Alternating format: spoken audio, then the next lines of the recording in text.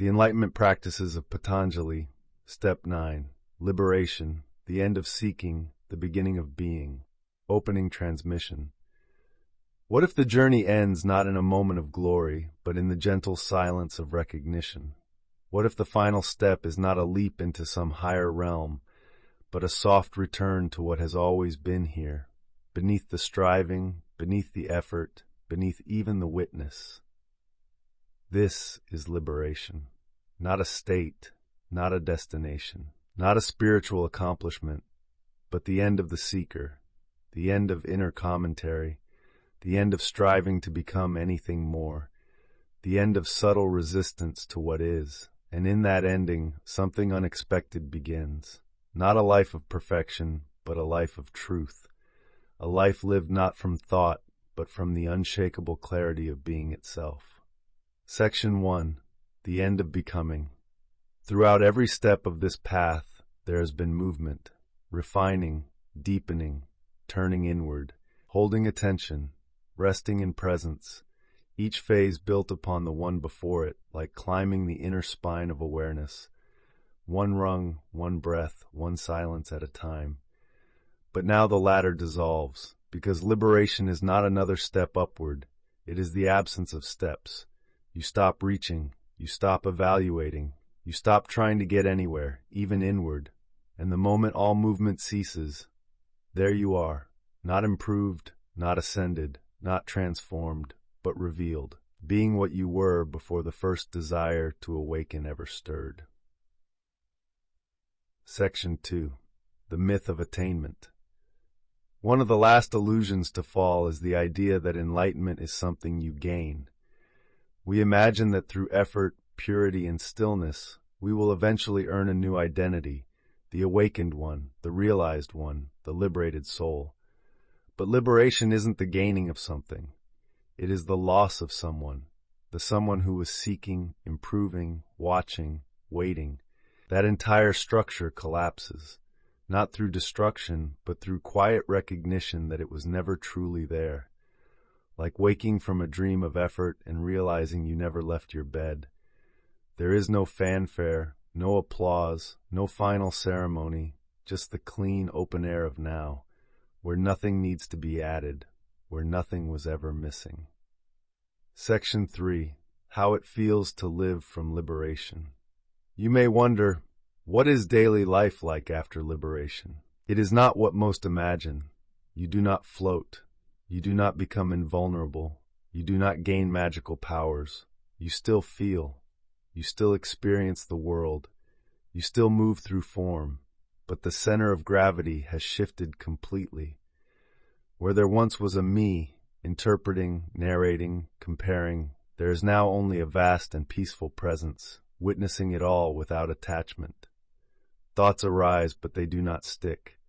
Emotions come and go, but they do not stain. There is laughter without grasping, tears without self-pity, silence without effort. Even pain, yes, pain still arises, but it flows through an open field of awareness that does not collapse around it. You are not detached, you are fully here, but without distortion, and that is freedom. Section 4. The death of the ego is not the death of personality. It's important to understand. Liberation does not erase the human experience. You still speak. You still eat, walk, create, relate. You still have a name. But the identification with those things is gone. It's like wearing clothes you used to think were your skin, and now you simply wear them lightly. The ego, once the loud ruler of your inner life, has now become a quiet servant, or sometimes a shadow. It might still whisper old fears, but there is no one left to believe them. You can love without needing to be loved back. You can act without obsessing over results. You can rest without feeling the need to justify it. In this freedom, life becomes deeply ordinary, but in the ordinariness lies the extraordinary. Section 5. When silence no longer needs to be protected. Earlier on the path, silence can feel fragile. You may have felt it. those early moments of deep inner stillness, only to lose them in conversation, in conflict, in the noise of the world. But after liberation, silence is no longer something you enter. It is what you are, and so it cannot be disturbed. Noise moves through it like wind across an open field. Silence becomes the background of every moment. Not because the world is quiet, but because your identity is no longer tangled in reaction. There is no more need to retreat, to defend your peace, to hold your center with discipline. The center holds itself, because there is no one left to drop it. Section 6. The Selfmelting Insight. Perhaps the most astonishing part of liberation is how simple it is. Not conceptually, but experientially. You realize without effort or thought, I am not the mind, I am not the body, I am not the one who thought I was seeking truth. There is no drama in this insight. It arrives like dew at dawn. It melts the imagined self without resistance. Not because the mind figured it out, but because awareness was always already free. You are not watching from behind the eyes. You are the seeing itself. You are not located anywhere. You are the space in which everything locates. You are not the container. You are the emptiness that contains all things. And from this non-position, life unfolds. Section 7. The Return to Simplicity. In the beginning, you needed structure, steps, techniques, practices, teachers. You needed reminders to sit, to breathe, to focus. But now you are the practice. You do not need to meditate. You are meditation. You do not need to remember presence. You cannot forget it. The simplest actions, drinking water, watching birds, walking through a doorway, become illuminated by the fact that nothing is being done by you. And this is not disempowering. It is freedom beyond imagination. Because now, nothing is in the way. The self is no longer performing. It is just being. And that being carries a quiet, unwavering joy. Section 8. A Life Without Strategy. Most of human life is lived through strategy. We think, plan, prepare, protect, perform. But after liberation, strategy evaporates. There is no more positioning, no more needing to impress, convince, or control. Life moves, and you move with it. Sometimes you say yes, sometimes you say no. But both arise from clarity, not fear. You stop measuring your growth. You stop fixing yourself. You stop needing to be understood. You live not from principles, but from presence.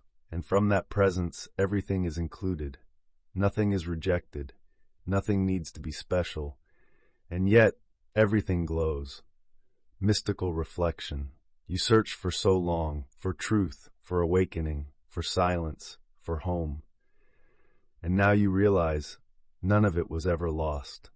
Like water poured into the sea, you dissolve into what you were always made of. There is no arrival, no reward, no one left to celebrate, and yet somehow you feel more alive than ever. You see the world with eyes that no longer belong to a self. You hear sound, and it echoes in the vastness of your own being. You rest, and even rest disappears. What remains is this: a sky with no edge, a silence with no center, a love with no object. This is the end of the path, and the beginning of life without path. Closing transmission. If you've walked with me through each of these 9 steps, know this: the journey was never about learning to become enlightened.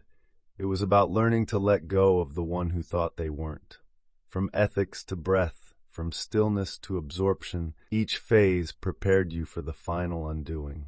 And now, there is nothing to undo, only being, only presence, only the sacred ordinary moment, shining with no one inside it. You may continue to listen, you may return to the earlier steps, you may rest in silence, but nothing more is needed. You are home. You may support the unfolding archive through membership. A sacred book is coming soon. Thank you for listening now. Let it all go and just be.